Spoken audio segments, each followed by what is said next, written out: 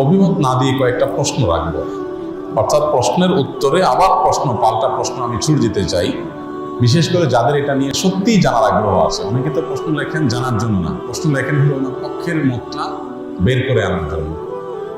আমি বলতে চাই যে সাধারণত আমরা সাধারণ মানুষরা যে হুজুরের ভক্ত আমরা তার কথা শুনি।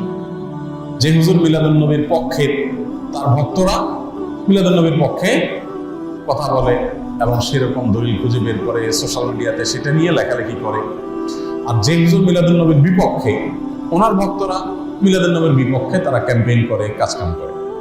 আমার কথা হলো যে আপনি হুজুরদের পক্ষ বিপক্ষ না নিয়ে কয়েকটা প্রশ্নের উত্তর খোঁজার জন্য আপনি নিরপেক্ষভাবে চেষ্টা করেন। আপনি নিজে একটু সচেতনভাবে, সতর্কভাবে, অনুসন্ধানের দৃষ্টি নিয়ে এই প্রশ্নগুলোর উত্তর খোঁজার চেষ্টা করেন। আপনি শুধু উত্তর খোঁজার যদি সিরিয়াস চেষ্টা শুরু